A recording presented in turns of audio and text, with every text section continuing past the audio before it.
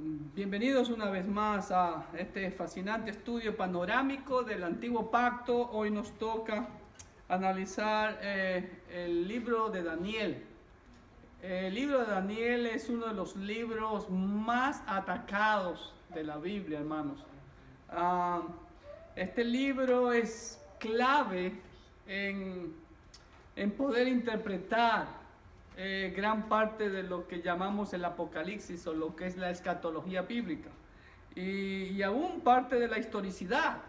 Uno de los libros, uno de los comentarios que uso es de Gleason Archer, y le da 2 capítulos a este pequeño libro de Daniel que consta de 12 capítulos, ¿no? Y tristemente, porque muchos aducen que el libro de Daniel fue escrito mucho tiempo después de la existencia de Daniel y no en el siglo VI como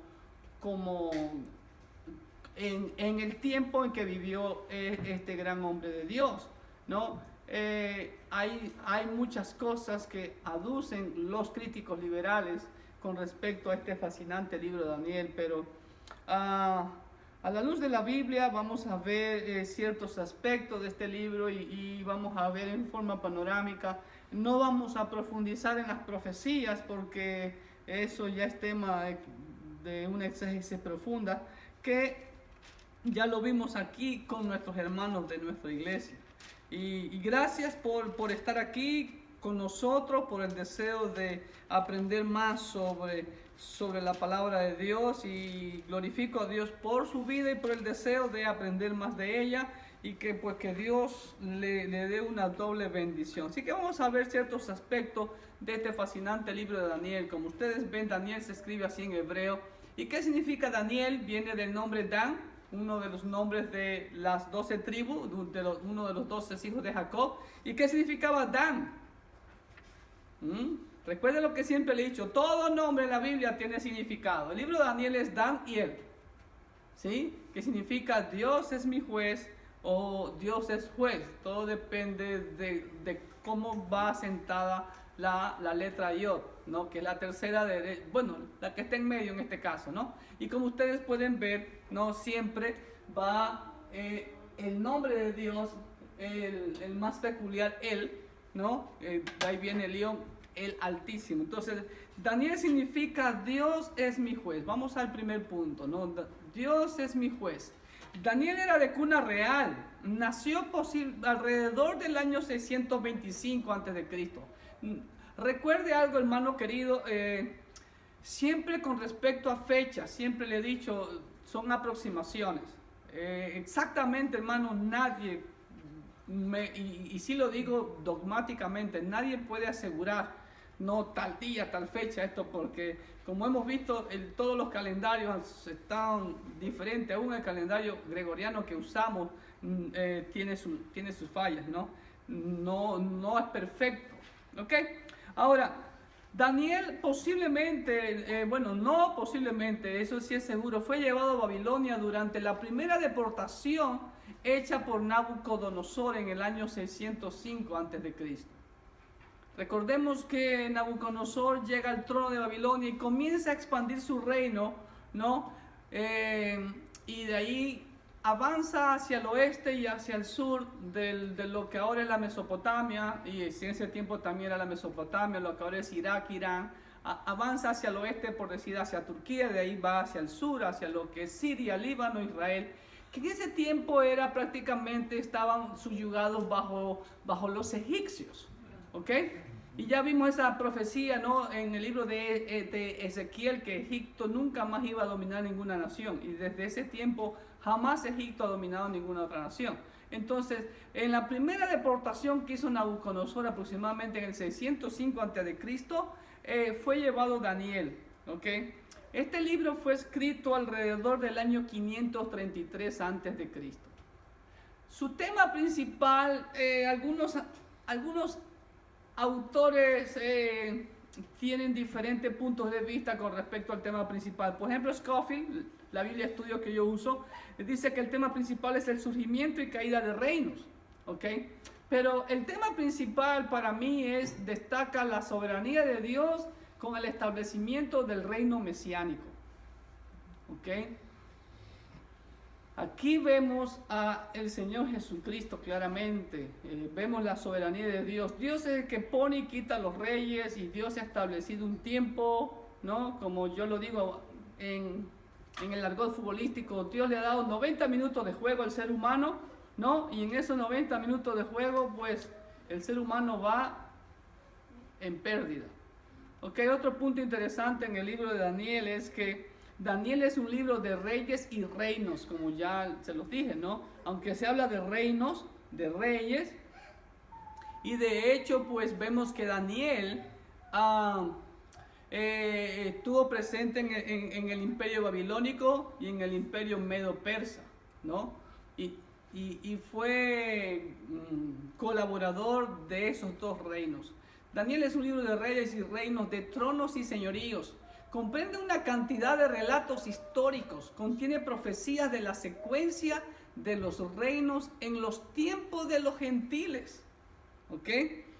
Lucas 21-24, el Señor Jesucristo hizo alusión a esa frase o a ese término que yo le he dicho, ese periodo de tiempo que Dios ha dado al ser humano, ¿no? Para que a ver si el ser humano recapacita y entiende que por sí solo no puede gobernarse, pero lamentablemente el ser humano no entiende y ya está llegando al tiempo del fin del periodo que el Señor le ha dado.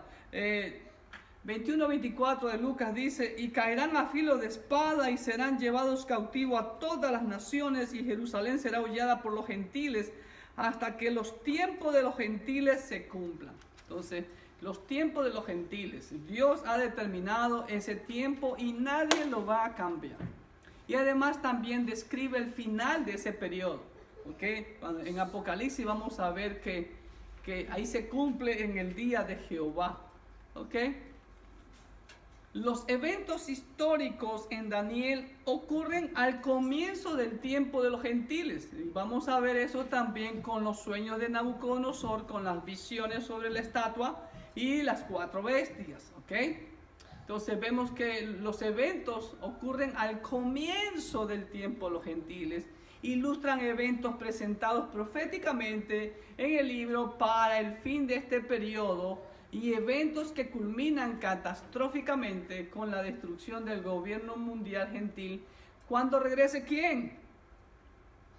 ¿Cuándo va a terminar el tiempo de los gentiles? ¿Cuándo regrese quién? Cristo Jesús en su segunda venida, ¿no? El Mesías, como dice Apocalipsis 16-19. Permítanme leerlo brevemente. Apocalipsis 16-19 dice así: y la gran ciudad fue dividida en 3 partes, y las ciudades de las naciones cayeron, ¿sí ve? Y la gran Babilonia vino en memoria delante de Dios para darle el cáliz del vino del ardor de su ira. Entonces ahí el gran sistema mundial, tanto político como religioso, la gran Babilonia política y la gran Babilonia religiosa, llegarán a su fin. ¿Ok? Cuando el Cristo, el Rey de Reyes y Señor de Señores, venga a gobernar.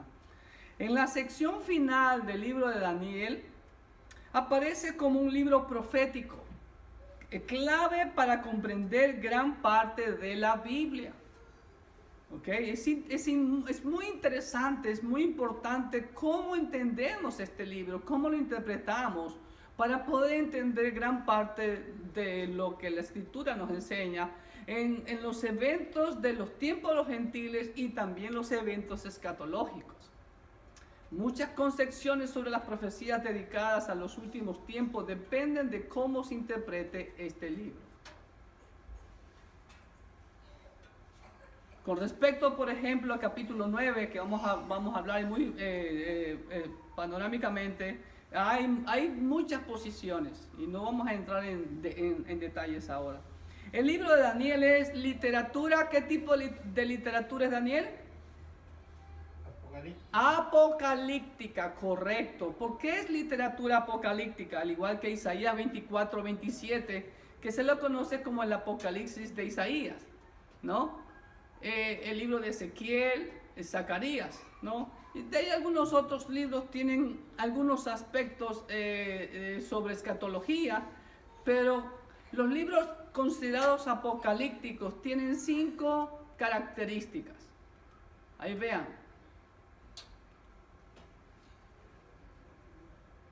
¿El F sí lo anotaron? ¿Xiomara? Apocalíptica. Oh, perdón, sorry.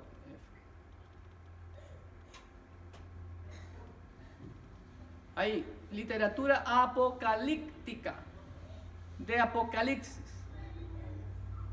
¿Ok? ¿Ya? Ok, ahora, la literatura apocalíptica consta de 5 elementos. Y ya vimos, por ejemplo, ahora, recuerden, Daniel. ¿En dónde estaba Daniel? ¿Ah? En Babilonia, estaba cautivo. Ya vimos eso, ¿no es verdad? Ezequiel. ¿Dónde estaba Ezequiel? Daniel, Ezequiel y Zacarías son profetas del exilio. Ya eso lo vimos cuando dimos la introducción a los profetas. ¿Ok? Entonces, por eso son libros apocalípticos. ¿Ok? Número 1, tienen su origen o trasfondo exílico. ¿No? Por ejemplo, el libro de Juan, ¿en dónde fue escrito? ¿O en dónde Juan recibió la revelación? En la isla de Patmos, cuando estaba en el exilio, ¿no? Frente a la costa oeste de Turquía. Número 2, para hacer literatura apocalíptica se usa símbolos y visiones. Vamos a ver la estatua, vamos a ver esas 4 bestias, ¿no? Más adelante. La literatura apocalíptica tiene la asistencia de un guía o intérprete divino, un ángel o un agente divino. Le da la interpretación a veces al siervo, al profeta de Dios. ¿Ok? Número 4, hay un contenido escatológico que Dios usa para animar a los que sufren por persecución o exilio. Y ahí también incluye eso. Los libros apocalípticos fueron dados en tiempos de persecución, ¿no? Daniel, Ezequiel, Zacarías en el exilio, perseguidos, y Juan también, la iglesia estaba siendo perseguida. Y por eso que algunos críticos liberales le han dado duro a este libro, como decía, porque dicen, no, el libro de Daniel fue escrito por el segundo siglo antes de Cristo, en el tiempo de los macabeos, porque como Israel estaba siendo perseguido, atacado, esto que lo otro, entonces para ser de estímulo a la nación de Israel, para darle una razón de luchar, por así decirlo, ¿no? Pero lamentablemente no es así. El libro de Daniel fue escrito en el tiempo que vivió Daniel, ¿ok? Número 5, una manifiesta esperanza en la venida del Mesías libertador. Eso incluye un libro apocalíptico, ¿ok? Ya lo vimos con Ezequiel, lo vemos ahora con Daniel, vamos a verlo eso también con Zacarías, cuando lleguemos a Zacarías. Y bueno, y en el último libro de la Biblia, que es el Apocalipsis, ¿ok? En Daniel, perdón, ¿dónde estoy? En la H. En la H. Hay muchas alucinaciones y citas de este libro en el Nuevo Pacto. Hay muchas. Para citar, voy a dar 2 del Señor Jesucristo. El mismo Señor Jesucristo avaló el libro de Daniel. Mateo 24:15 dice así. Mateo 24:15. Por tanto, cuando veáis en el lugar santo la abominación desoladora de que habló el profeta Daniel, el que le entiende, ¿sí ve? El Señor Jesucristo menciona a Daniel, entonces lo avaliza, lo confirma como verdadero, ¿no? Mateo 13:14 también dice una referencia al Señor. Dice, pero cuando veis la abominación desoladora de que habló el profeta Daniel, puesta donde no debe de estar el que le entiende, entonces los que estén en Judea huyan a los montes. Entonces, el mismo Señor Jesucristo avalizó, garantizó el libro de Daniel, ¿ok? Otro punto es que el libro de Daniel tuvo gran influencia en la iglesia primitiva, hermanos. Mucha influencia en la iglesia del primer siglo. Y no solamente del primer siglo. Su esquema de los 4 imperios sucesivos, que vamos a verlos, ¿no? Tantos simbolizados en la estatua, con los diferentes metales, como en las 4 bestias, ¿sí? Esos imperios sucesivos, uno tras otro, ¿no? Dominó la historiografía europea, porque todo eso se realizó dentro de Europa y Medio Oriente, ¿ok? Hasta mediados del siglo XVIII tuvo influencia eso. ¿Estamos? Porque prácticamente el último imperio, Roma, no le sucedió otro imperio. Roma no fue conquistado por otro imperio, simplemente se transformó, se disolvió en república después y después ya en naciones, como tenemos ahora, y ahora tenemos ¿cómo se llama?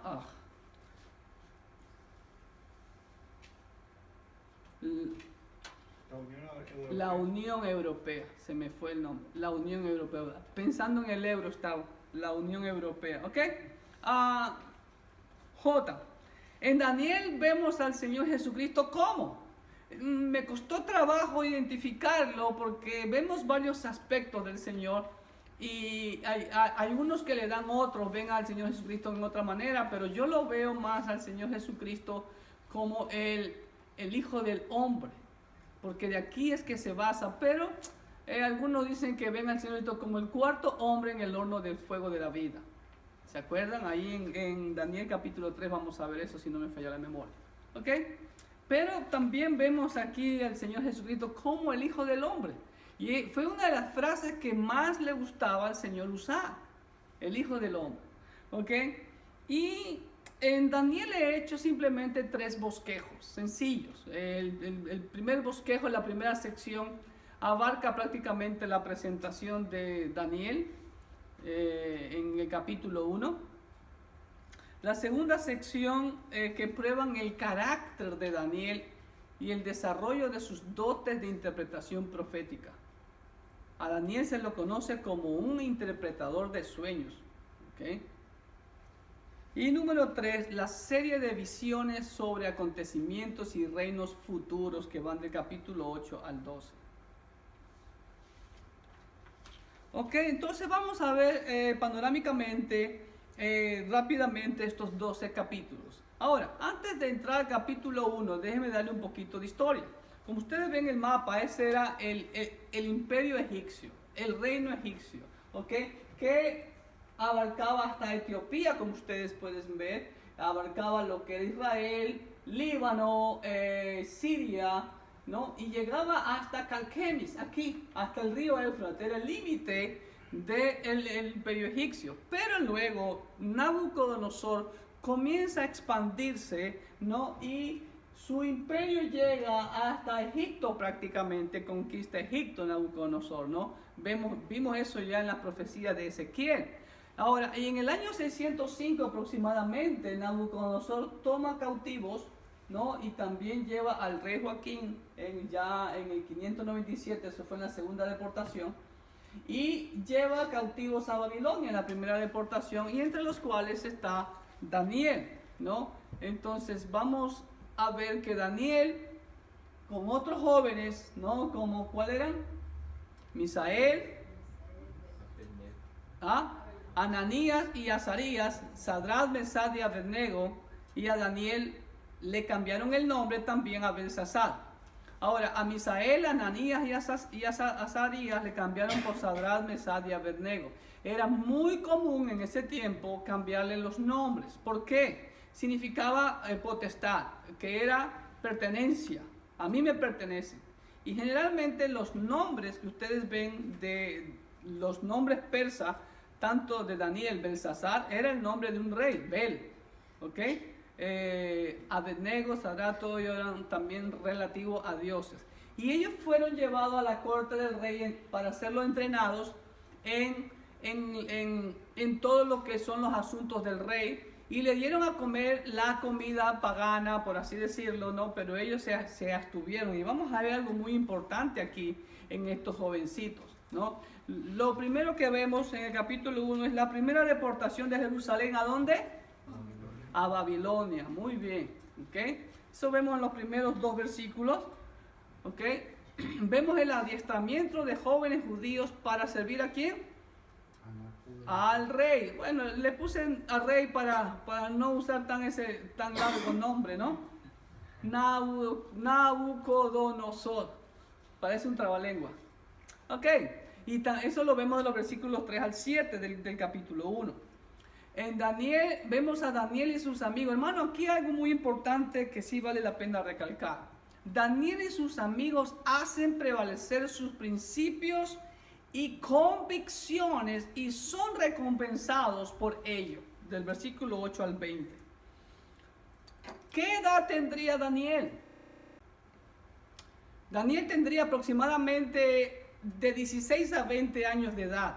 Y vemos aquí algo muy digno de elogiar y de imitar. Hoy en día los jóvenes imitan las cosas del mundo y se dejan llevar por la mayoría o por el sistema, ¿no? Pero es importante que hoy en día veamos a nuestros jovencitos consagrados, ¿no? Y quiero ver a estos jovencitos consagrados. Amén, mis jovencitos. Amén, ok. Entonces, y por esa consagración y por ese estar firmes en sus convicciones, Daniel y sus compañeros fueron recompensados. Y en el versículo 21 dice que continuó Daniel hasta el año primero del rey Ciro. Entonces vemos que Daniel vivió muchos años, aproximadamente casi 100 años vivió Daniel. Entonces tuvo todo el tiempo, como vemos, él fue un testigo ocular y viviente de los hechos que él mismo narra. Así que no hay por qué dudar de su historicidad. ¿Okay? En el capítulo 2 del libro de Daniel, vamos a ver también, Xiomis, muévela ya, no sé qué le pasó. En el capítulo 2 vamos a ver el sueño imposible de Nabucodonosor. ¿Imposible por qué? Porque ni él mismo se acordaba del sueño. Ok, ahí estuvo mío, gracias. ¿Sí? Entonces, vemos que Nabucodonosor quiere que los sabios, los caldeos, los adivinos, le adivinen lo que él soñó, algo imposible para la sabiduría y para la razón humana, y además quiere que le interpreten ese sueño que le quitó, valga la redundancia, el sueño, ¿no? Y también algo muy importante en este capítulo 2, en el capítulo 2, a partir del versículo 4, dice el versículo 4, entonces hablaron los caldeos al rey en lengua aramea. Desde este versículo 4 del capítulo 2 hasta el capítulo 7, versículo 28, el libro de Daniel fue escrito en arameo. Eso fue otra de las razones por las cuales los críticos liberales critican la historicidad del libro de Daniel.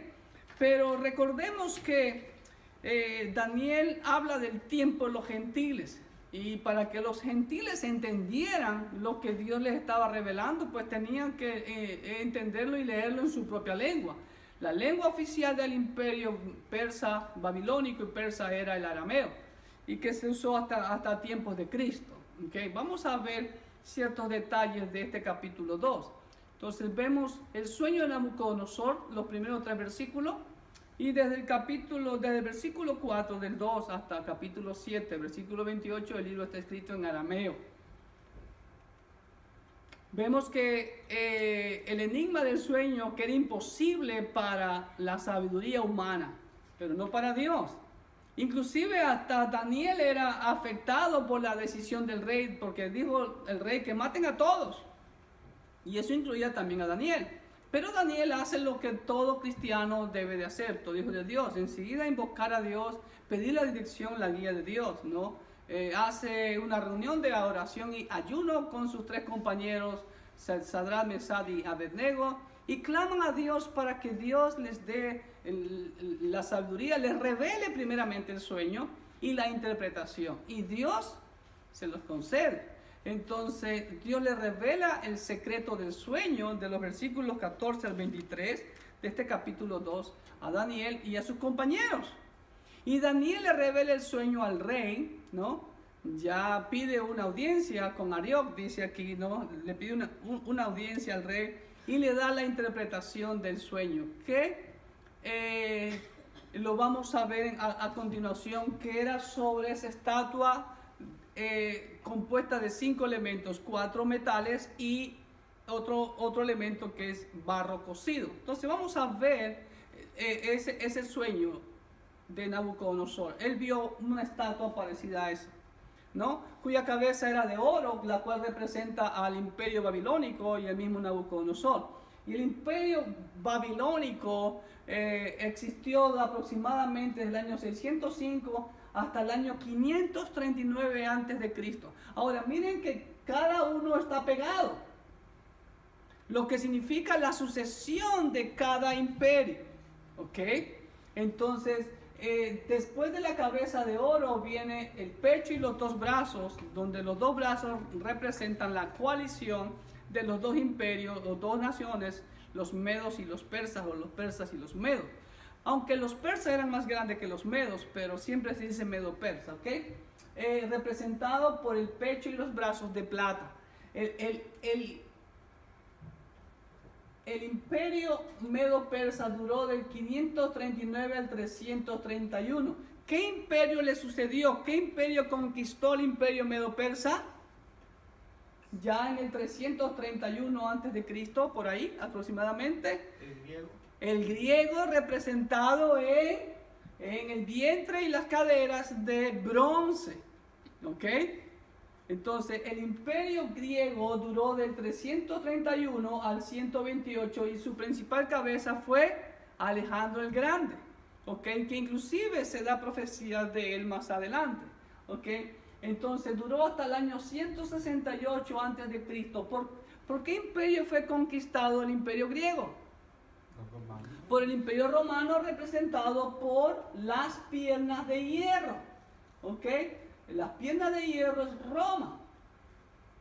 Y al final vemos los pies de hierro mezclados con barro cocido, en donde la roca que proviene y sale de Dios, y esa roca es Cristo, golpea en los pies y desmenuza toda la estatua. Y de esa se levanta un nuevo monte, un nuevo reino, que es prácticamente el reino mesiánico que muy pronto va a cumplirse. ¿Ok? Entonces, terminando con la hojita, vemos en su hojita los 4 imperios sucesivos desde el tiempo de Daniel: oro, Babilonia; plata, Media y Persia; bronce, Grecia; hierro mezclado con barro, Roma. ¿Ok? Aunque recuerden, hermanos, si ven la estatua, acá también está, aún estamos llegando a los pies, porque es ahí en donde la roca va a pegar. ¿Quién es la roca? Cristo Jesús. Ahora, y después de que pegue en los pies, ¿sí? Dios es glorificado y Daniel y sus amigos fueron enaltecidos. Nabucodonosor quedó asombrado, ¿no? Y por primera vez Nabucodonosor engrandece a el Dios de Israel. Dijo: ciertamente el Dios vuestro es Dios de dioses y Señor de los reyes, y el que revela los misterios, pues pudiste revelar este misterio. Entonces el rey engrandeció a Daniel y le dio muchos honores y grandes dones, y le hizo gobernador de toda la provincia de Babilonia y jefe supremo de todos los sabios de Babilonia. Mire qué tremendo privilegio que le dio Nabucodonosor a Daniel. Pero me encanta el versículo 49. Si usted lo tiene en su Biblia, hermano, algo digno de admirar y algo muy al punto en nuestros días, que se necesita, que se ha olvidado ese principio. Miren lo que hizo Daniel en el versículo 49 del capítulo 2. Y Daniel solicitó del rey y obtuvo que pusiera sobre los negocios de la provincia de Babilonia a Sadrach, Mesach y Abednego, y Daniel estaba en la corte del rey. ¿Qué vemos, hermano? Algo que falta hoy en día en la iglesia cristiana. ¿Ah? Liderazgo, un verdadero liderazgo. Un verdadero liderazgo va a fomentar la unidad, un mismo sentir, unidos todos. Daniel pudo haber dicho: yo ya me engrandecí, como pasa hoy en día, y se olvidan del resto. Y hoy en día todos quieren formar un reino dentro del reino. No, él también dijo: ok, pónganmelos a ellos también sean gobernadores. ¿Ok? Entonces, eso es lo que vemos. El capítulo 3. Vamos a ver capítulo 3. Nabucodonosor se le olvidó rapidito, ¿no? Se le pasó la emoción sobre el rey de Daniel, ¿no? ¿Y qué hizo después? Hizo construir una estatua de él y que hiciera que todo el mundo la adorase. ¿Qué vemos ahí en Nabucodonosor? Una palabra, ¿ah? Soberbia, correcto. Entonces vemos la soberbia de Nabucodonosor al levantar, al construir, al erigir la imagen y la obligación de adorarla. Pero nuevamente vemos a estos jovencitos, ¿no?, con sus principios y convicciones bien puestos sobre la tierra, y ellos no se inclinaron ante la estatua. ¿Sí? Vemos el amor y la obediencia a Dios de Ananías, Misael y Azarías, al rehusarse ¿a qué? A adorar la imagen. Prefirieron la muerte antes que rendirse. Hoy en día los jóvenes, ¿qué hacen? Se unen a la multitud para que no les hagan bullying, esto que lo otro. Joven, no importa que te hagan bullying, ¿oíste? Ashley, Xiomara, Kevin, ¿ok? No importa, usted firme sus convicciones. ¿Amén? Amén. No oigo el amén, Kevin. Amén. No oigo el amén, Ashley. Xiomara. ¿Ah? Ok. Y miren, y fueron echados al horno de fuego. Estuvieron dispuestos a morir, pero ¿qué pasó en el horno de fuego? No se les quemó ni un cabello, ni olían a humo ni a quemado, pero apareció el cuarto hombre. ¿Quién es ese cuarto hombre que apareció ahí con ellos para fortalecerlos y animarlos? Cristo Jesús, el Cristo preexistente, ¿sí? Entonces vamos a ver que el Dios de Israel liberta, los siervos de Dios son echados al horno de fuego. Ahí mismo en el punto 3 en sus hojitas, continuación de lo que vimos, son echados al horno de fuego. El Dios de Israel liberta a sus siervos a través del cuarto hombre, el Cristo preexistente. Y Nabucodonosor reconoce por segunda ocasión al Dios de Israel. Y Sadrach, Mesach y Abednego fueron nuevamente engrandecidos. Vemos el principio, hermanos, que lo vemos en toda la Biblia. ¿Queremos ser engrandecidos? ¿Queremos ser bendecidos? Tenemos que ser obedientes y fieles a Dios en todo. Y aquí ellos fueron dispuestos aún a sacrificar sus vidas. ¿Ok? Y es lo que necesitamos hoy en día. Cristianos con sus convicciones bien puestas a pesar de lo que pase, a pesar de lo que venga. ¿Amén? Ahora, esta persecución que vemos aquí en el capítulo 3 y en el capítulo 6, que vemos la persecución también que hicieron contra Daniel, aquí son sus tres compañeros. En el capítulo 6 vemos la persecución contra Daniel, que le hicieron esa conspiración para que no orara y lo echaron al foso de los leones. Es una prefigura, hermanos queridos, de la persecución más severa y universal. Esto fue ahí, local. Pero va a venir una persecución severa, atroz, universal contra el pueblo de Dios que tendrá lugar al final de esta era. ¿Por quién? Por el anticristo. ¿Ok? Capítulo 4. Vemos otro sueño de Nabucodonosor. Mire cómo Dios se le revelaba a este hombre. Pero aún él no se doblegaba ante Dios. Y en el capítulo 4, Nabucodonosor sueña con un árbol enorme, ¿sí? Y llamó a Daniel para que se lo interpretara, ¿no? Pero ese árbol enorme donde se anidaba todo el mundo fue cortado y solo quedó un cepo. ¿Sabes lo que es un cepo? Un tronquito. Y vamos a ver la interpretación, ¿no? De que Nabucodonosor iba a ser atado a un árbol por 7 años y a vivir como un animal. ¿Ok? Vamos a los puntos. Nabucodonosor proclama al Dios Altísimo de los versículos del 1 al 3. Vemos ahí, claro, que aquí dice, wow, aquí proclamó Nabucodonosor a Dios, le dice que yo declararé las señales y milagros que el Dios Altísimo ha hecho conmigo, cuán grandes son sus sueños y cuán potentes sus señales, y cuán potentes sus maravillas, su reino sempiterno y su señorío de generación en generación. Pero de la boca para afuera, como podemos ver hoy en día, pura emoción, pero aún Nabucodonosor no se había quebrantado. No se había arrepentido de corazón y entregado al Dios que tanto él proclamó, ¿ok? vemos el rey y su sueño del árbol gigante. Y ahí vemos en esa ilustración a Daniel dándole la interpretación. Daniel ahí es reconocido como interpretador de sueños.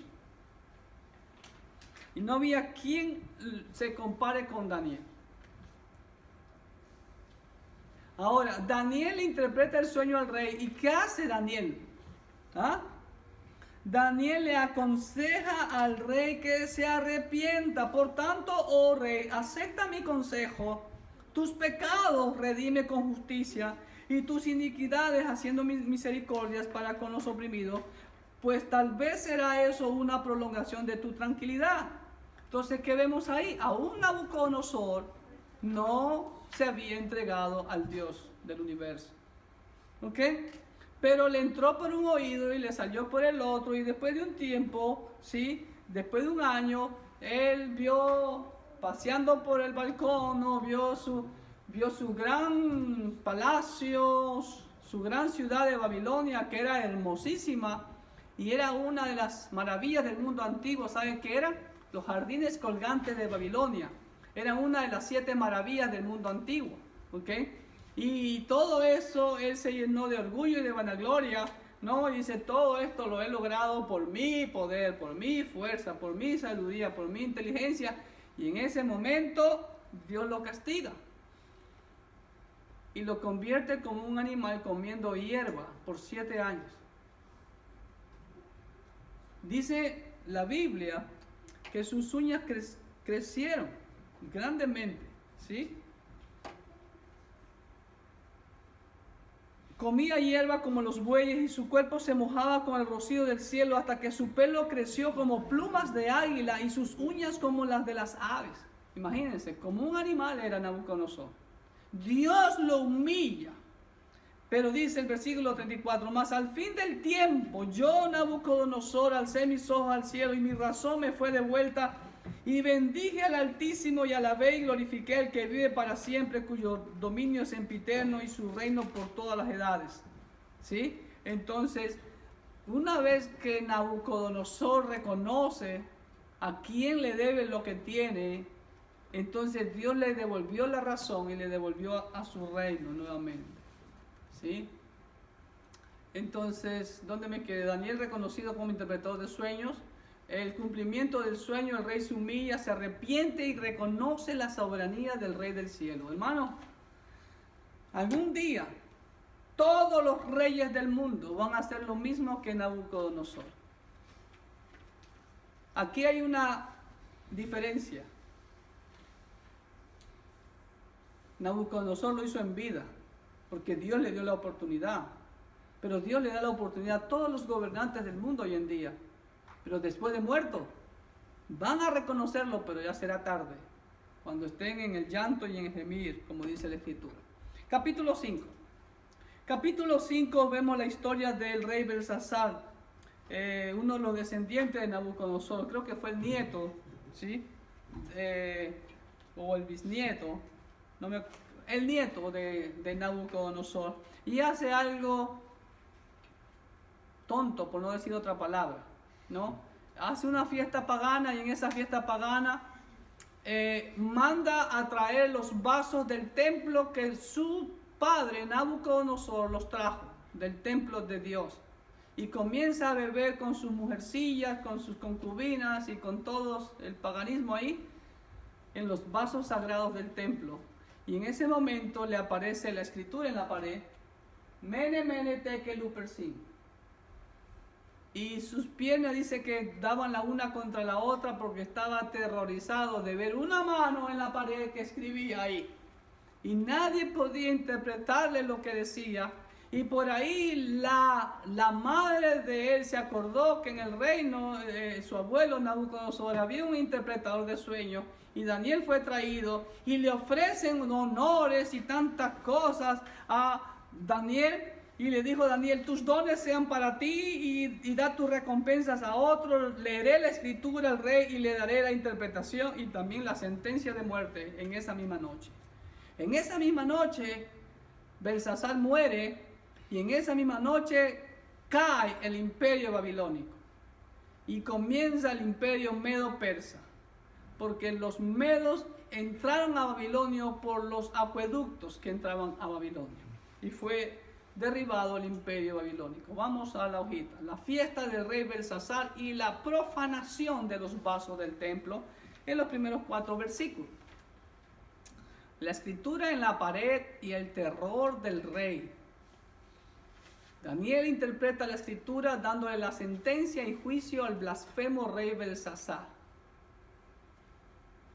Lo honra a Daniel, pero eso era solamente cuestión de horas. Y en esa misma noche muere Belsasar, el fin de su imperio y el imperio babilónico y comienzo del imperio medo-persa.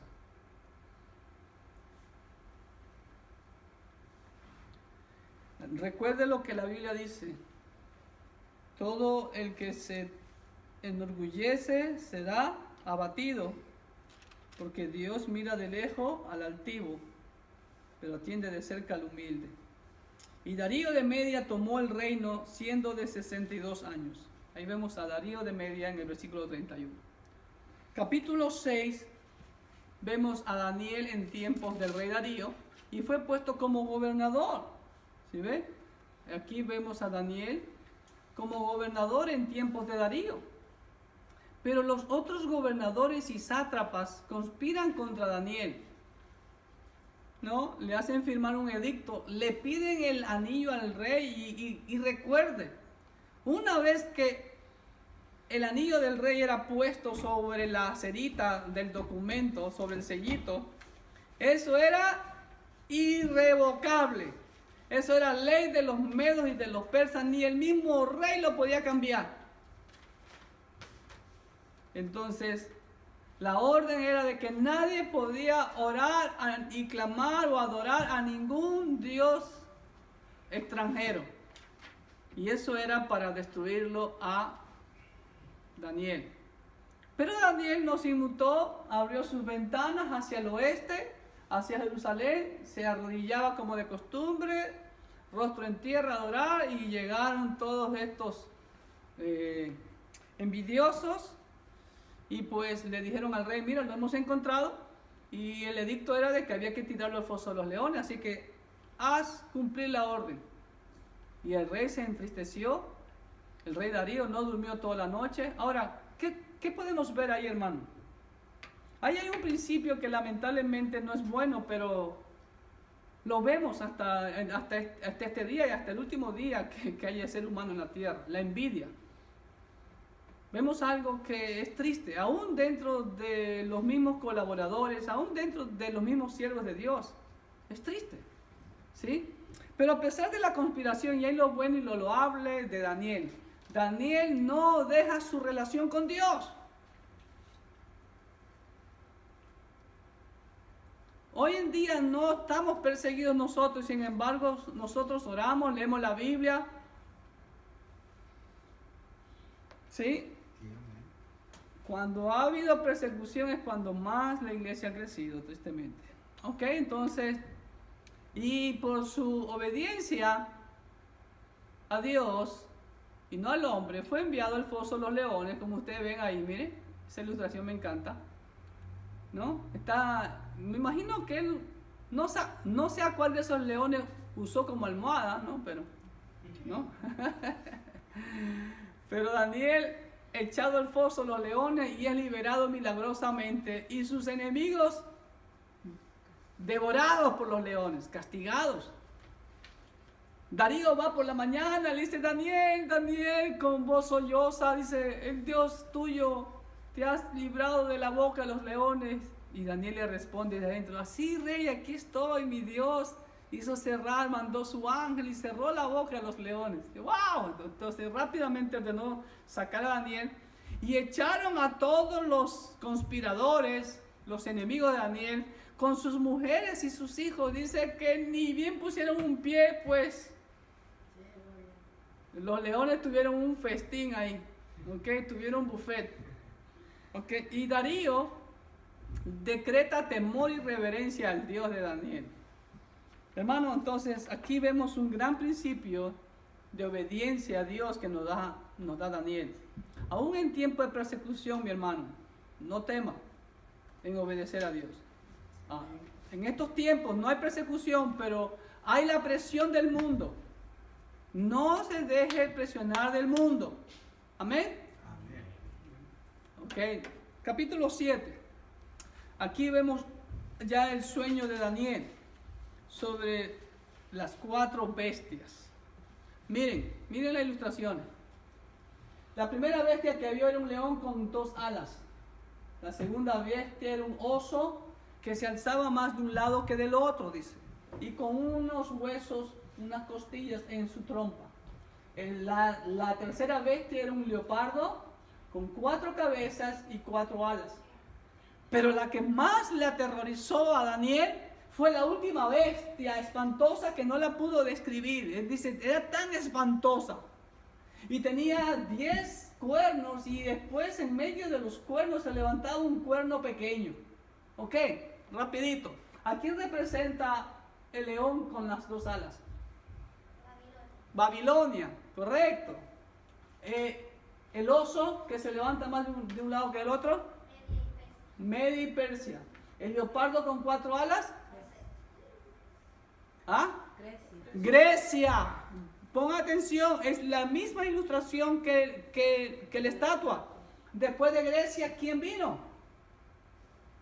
Roma. Y aquí, por eso, los pies en la estatua con barro cocido, mezclado con barro cocido, prácticamente tiene relación con los cuernos y el cuerno pequeño, que es en el tiempo del anticristo. ¿Ok? Entonces aquí vemos esa referencia a el sueño de Daniel, donde el león nuevamente es la cabeza de oro, Babilonia, el oso es pechos y brazos de plata, que es Medo Persa, el leopardo de 4 cabezas, 4 alas, porque del imperio griego se dividió en 4, los 4 generales de Alejandro el Grande, ya vamos a ver eso, ¿sí? Y después las piernas de hierro, ¿sí? Que es la bestia espantosa, ¿sí? Que desmenuzaba, dice, miren sus garras y todo, ¿sí? ¿Ok? Estamos, entonces vamos, pero también vemos que detrás de eso está el Mesías, ¿no? Que los conquistará a todos y su reino será para siempre. Entonces Daniel y la visión de las 4 bestias: león, Babilonia; oso, Media y Persia; el leopardo, Grecia; la bestia con 10 cuernos, Roma; el cuerno pequeño, el símbolo de la bestia o anticristo. Eso lo vemos también en todo este capítulo 7, en el versículo 8, versículos 20 al 21 y 24 al 28. Vemos el reino de Dios y triunfo y entronación del Hijo del Hombre, de los versículos 9 al 14. Y a Daniel se le hace conocer la interpretación de las 4 bestias. ¿Sí ven? O sea, aquí no hay para polemizar. El mismo Dios, a través de un ángel, un mensajero, le da la interpretación. Y hasta aquí, hasta el versículo 28, es la escritura en arameo. ¿Ok? Ahora el capítulo 8 vuelve a retomar en idioma hebreo. Capítulo 8, Daniel tiene una visión, que es la visión del carnero y el macho cabrío. ¿Ok? Este es el carnero y este es el macho cabrío con un cuerno. ¿Y de dónde venía el macho cabrío? Perdón, el carnero. ¿De dónde viene? ¿De la izquierda o la derecha? ¿A la izquierda qué corresponde? ¿Este u oeste? Oeste. ¿A quién representa este carnero? Que viene como volando. Dice en el capítulo 8. Es Grecia y el carnero con 2 cuernos representa Medio Persia. Entonces vemos que el imperio griego viene amenazante desde el oeste hacia el este en una forma rápida, porque Alejandro el Grande, hermano, conquistó todo su vasto imperio en un tiempo, pero wow. impresionante, rápido, veloz, ¿sí?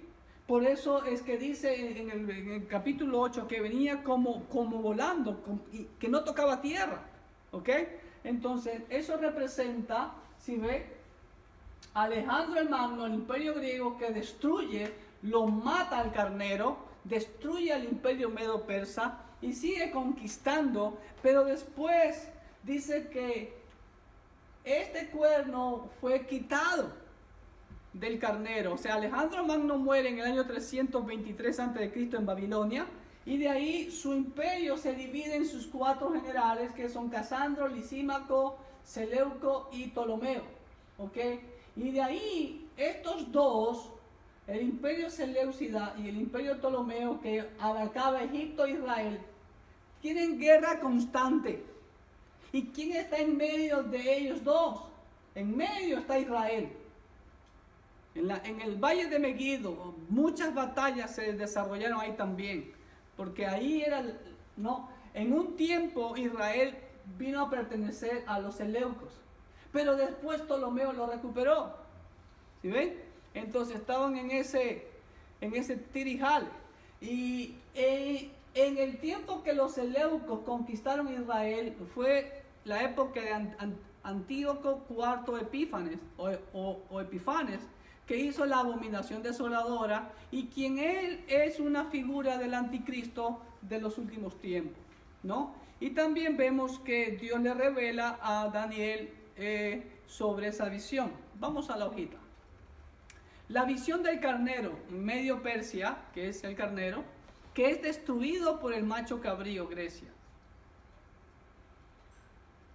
Y vemos la visión del cuerno pequeño también aquí, cuyo cumplimiento fue en Antíoco IV Epífanes, ¿ok? Él sacrificó un cerdo en el altar del templo de Dios. Después de eso es que viene la historia de los macabeos.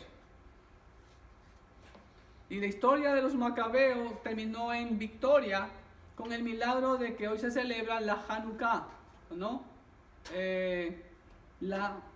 La fiesta de Hanukkah, cuando los judíos recuperaron el templo y limpiaron el templo de las abominaciones, pero no había suficiente aceite para las lámparas.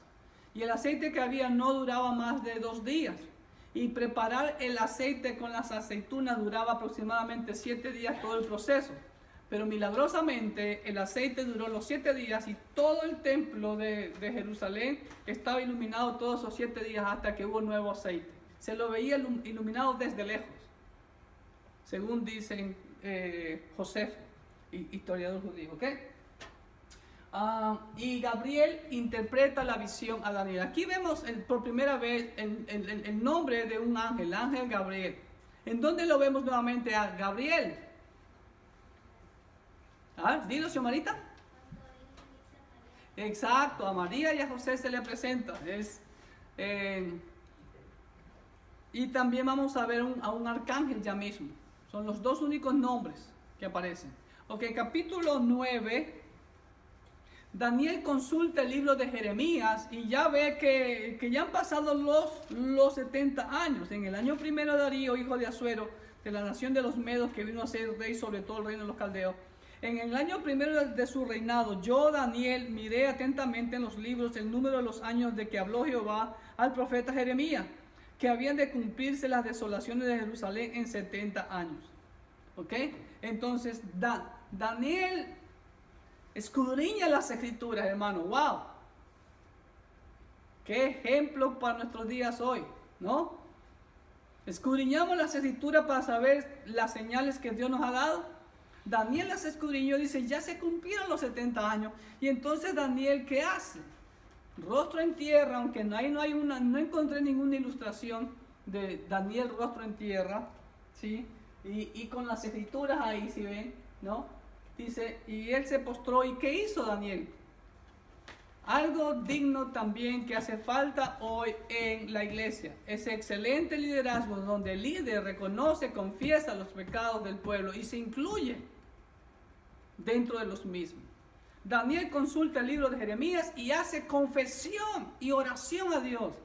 Hemos pecado, dijo Daniel.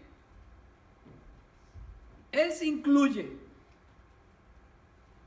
Un buen líder asume la responsabilidad por su rebaño. Vemos la aparición de Gabriel. Y aquí vemos en los versículos 20 al 27 la gran profecía de las 70 semanas de Daniel. ¿Okay? No vamos a profundizar en ello solamente en forma panorámica. Vamos a ver, dice que hay prácticamente 7 semanas y 62 semanas. Desde la orden de reconstruir Jerusalén son 7 semanas y 62 semanas. Son 7 más 62 son 69, 483 años.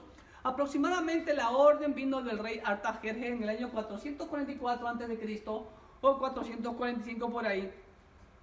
Y 483 años cae cuando Cristo aparece en escena.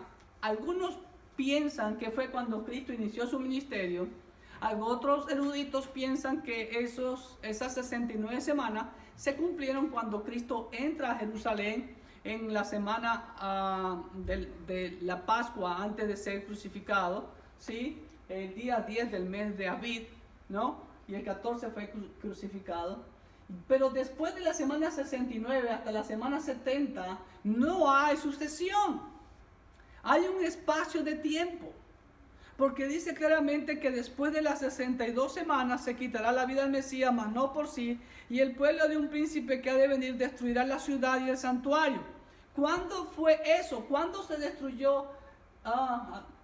Aquí no puse. El año 70 Tito destruyó el templo y el santuario.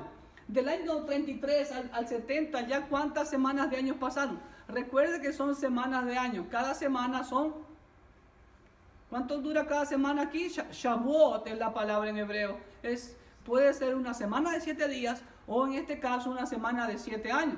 Entonces son 70 por 7 son 490 años. Pero esos 490 años no son sucesivos. ¿Ok? Entonces las 69 semanas se cumplieron hasta Cristo y falta una semana por cumplirse, que es la semana 70, de acuerdo a una interpretación gramático, literal, histórico. ¿Ok? Porque aquí dice que se destruirá la ciudad y el santuario, porque dice que después de las 70 semanas se pondrá fin a la prevaricación, al pecado y a la iniquidad, y viene la justicia perdurable. Ahora, ya han pasado más de 490 años, para algunos hay muchas opiniones con respecto a la interpretación de las 70 semanas, pero la pregunta es, ¿ya no hay prevaricación, ya no hay pecado, ya no hay iniquidad, hay justicia perdurable? No. Entonces, ¿qué pasa? Aún no se ha cumplido la semana 70. Y entre la semana 69 y la 70 hay un periodo que es la era de la gracia o la era de la iglesia. ¿Ok? Y esa semana 70 va a ser, en mi opinión personal, todo lo que tiene que ver con el libro de Apocalipsis, o lo que se llama el Día del Señor, y después los eventos finales como el milenio, la segunda venida de Cristo, el milenio, y la tierra y cielos nuevos por toda la eternidad. Esa es la interpretación rapidita, panorámica de las 70 semanas. ¿Ok? Vamos a la hoja. La visión de la gloria de Dios. Vemos el capítulo 10 del 1 al 9. Daniel es fortalecido a pesar de la oposición satánica. Aquí vemos también, hermano, algo muy importante. Vemos que hay una guerra espiritual. Los ángeles demoníacos luchan contra los ángeles de Dios. Por el poder, ¿no? El Señor dice, el príncipe de este mundo ya ha sido juzgado. Y aquí vemos el arcángel Miguel como príncipe de Israel. ¿Sabían ustedes que Miguel es el príncipe de Israel? Es un ángel protector de Israel. Miren lo que dice el versículo 21. Pero yo te declararé lo que está escrito en el libro de la verdad. Y ninguno me ayuda contra ellos, sino Miguel vuestro príncipe. Micael es en inglés, en hebreo. ¿Y saben lo que significa Micael? ¿Qué significa Miguel o Micael? De ahí viene el nombre Michael. Micael, Mika Moja Elin Adonai. ¿Quién como Dios significa Micael? Ese es el nombre del príncipe de Israel, ¿ok? Capítulo 11. En el capítulo 11, hermano, que es un capítulo largo de 45 versículos, nuevamente Dios le muestra a Daniel, ¿sí? Sobre la visión de la sucesión de los reyes que vendrían después de el imperio medo-persa, ¿no? Vemos el relato desde el imperio persa hasta la muerte de Alejandro el Grande. Esta es una ilustración de Alejandro el Grande, ¿sí? Que junto con sus 4 generales, ahí están, ¿sí? Casandro, Lisímaco, Seleuco y Ptolomeo.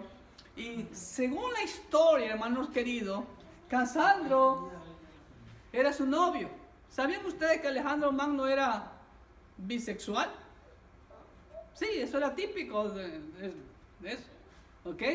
Entonces, cuando muere Alejandro, bueno, dicen que miren todo lo que conquistaron, llegaron casi hasta la India, hasta aquí nomás llegó, y miren las ciudades que él fundaba con su nombre: Alejandría del final del mundo, Alexandrópolis, Alejandría Aria, Alejandría Aracosia, y acá tenemos Alejandría de Egipto, que es la que, bueno, hasta donde yo conozco, creo que es la única que existe, no sé, ¿ok? Pero miren cómo avanzó el imperio griego miren, desde el 334 hasta el 323 antes de Cristo fue. Por eso vemos en el capítulo 8 que era el carnero, el macho cabrío, ¿sí? Que iba como volando, iba pero veloz, conquistando y conquistando, pero hasta ahí llegó a la India y hasta Egipto, ¿sí ve?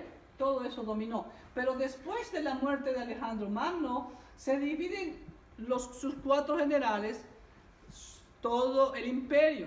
Casandro se queda con Grecia y Macedonia, Lisímaco se queda con lo que es Asia o lo actualmente Turquía, Seleuco se queda todo lo que es Siria y Asiria y la Mesopotamia, y Ptolomeo se queda con Israel y Egipto y Etiopía.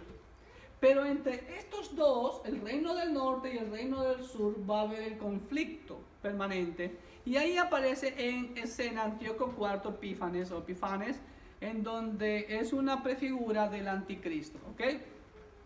Y también toda esta escena de esta guerra del reino del norte y del reino del sur, también es una prefigura de la guerra que vemos también en Apocalipsis, de que los reinos del norte vendrán y atacarán a Israel. Es una prefigura también de eso, ¿ok? Entonces vamos a la hojita. Relato desde el imperio persa hasta la muerte de Alejandro el Grande, 323 a.C. Alejandro el Grande muere en Babilonia. Se enamoró de Babilonia Alejandro, le encantó. Guerra entre los sucesores de Alejandro, los Ptolomeos al sur y los Seleucidas al norte. Duró mucho tiempo esas guerras. A veces hubo un tiempo como de paz. Y Antíoco IV Epífanes persigue a Israel, y vemos la profecía del rey que hace su voluntad, tipifica la guerra en los últimos días. No vamos a entrar en detalles ahí. Y por último, el capítulo 12, vemos el primer versículo. Miren lo que dice: en aquel tiempo se levantará Miguel, el gran príncipe que está de parte de los hijos de tu pueblo. Si ve, Miguel es el defensor de la nación de Israel. Por cierto, en estos días, ayer y hoy, Israel está siendo atacada, bombardeada desde Gaza. Pero esto no sale en las noticias. En las noticias sale que los israelíes están bombardeando Gaza. Pero siempre los israelíes, por lo general, son lo que hacen es defenderse. Pero que no entienden los palestinos a veces. Si los palestinos matan, y lo han dicho los israelitas, matan a un israelita, los israelitas van a matar a 10 palestinos. Eso lamentablemente vendrá hasta que venga el Señor. Dice: será tiempo de angustia cual nunca fue desde que hubo gente hasta entonces. ¿Cuál es esa? La gran tribulación. Vemos ahí la gran tribulación, profecía de la gran tribulación. También vemos resurrecciones y el juicio final. Pero en aquel tiempo será libertado tu pueblo, todos los que se hayan escrito en el libro. Muchos de los que duermen en el polvo de la tierra serán despertados, unos para vida eterna y otros para vergüenza y confusión perpetua. Y habla prácticamente de las resurrecciones y del juicio final. Ahora, ¿qué va a pasar durante la gran tribulación? Es el derramamiento de la ira de Dios de sus 7 sellos. ¿Okay? En el mismo capítulo 12 vemos también que el Señor le dice a Daniel que el sello de esta profecía es para el tiempo del fin. Vemos la predicción de los 3 años y medio. Aquí vemos en el versículo 7 dice: y oí al varón vestido de lino que estaba sobre las aguas del río, el cual alzó su diestra y su siniestra al cielo y juró por el que vive por los siglos que será por tiempos y la mitad de un tiempo.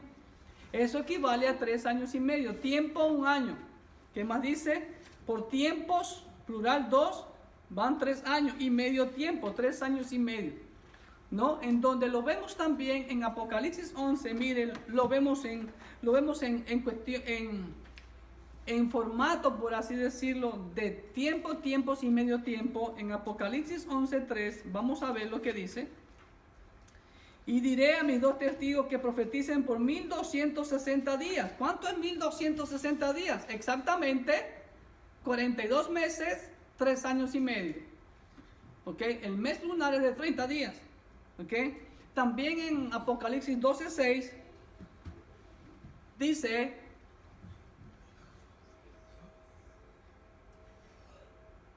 y la mujer huyó al desierto, donde tiene lugar preparado por Dios, para que allí la sustenten por 1260 días. ¿Sí ve? Nuevamente vemos el formato en días. Y en Apocalipsis 13:5 dice: también se le dio boca que hablaba grandes cosas y blasfemia, y se le dio autoridad para actuar 42 meses. Vemos en días, meses y tiempos, y medio tiempos y tiempos. ¿Ok? Entonces, ¿eso qué corresponde? Los 3 años y medio corresponde a la segunda mitad de la semana 70 de Daniel. ¿Ok? ¿Estamos? Y también vemos al final del capítulo 2 y al final del libro de Daniel, ¿no? Que Dios le da promesa a Daniel y le da otros días, otra cantidad de días. Miren lo que dice en el versículo 11. Y desde el tiempo que se ha quitado el continuo sacrificio hasta la abominación desoladora habrá 1290 días. Ahora, ¿cuánto es 1290 días? Si los 3 años y medio son 1260 días, son 30 días más. Y de ahí en el versículo 2 dice: bienaventurado el que espere y llegue a 1335 días. O sea que 2 meses y medio después, dice, vendrá esta bienaventuranza. Y el último versículo dice: y tú irás hasta el fin y reposarás y te levantarás para recibir tu heredad al fin de los días. Hermanos, es una promesa hecha a Daniel de que va a recibir su heredad al fin de los días. ¿De cuáles días? Del día de los gentiles, del tiempo de los gentiles. Entonces vemos ahí que esa promesa, Daniel, está por cumplirse. ¿Cuándo se va a cumplir eso? En el reino mesiánico. Ahora, sobre los 1290 días y los 1335 días, nadie ha podido dar, por así decirlo, hay conjeturas de que, claro, Cristo viene en la batalla de Armagedón, destruye, pero hasta que se limpie toda esa escena de la destrucción y se establezca ya, son 2 meses y medio, dicen que, como por así decirlo, para que se limpie todo. Ok, ahora, este libro de Daniel, es verdad, sirvió como estímulo, como confort a la nación de Israel en el exilio, como los otros libros apocalípticos. Pero no deja de ser real, y muchas de las profecías de Daniel, sobre todo lo que tiene que ver con la historicidad de los 4 imperios, se han cumplido, hermano, y se están cumpliendo. Entonces, este libro es muy importante entenderlo y poder ver, es como hizo Daniel, escudriñar las señales que estamos en los últimos tiempos. Y esto nos debe de servir a nosotros como iglesia para mantenernos velando y que Dios no nos agarre como ladrón en la noche, porque el Señor viene como ladrón en la noche, no para su iglesia, sino para los impíos. Que Dios les bendiga, nos vemos en el siguiente estudio. Gracias.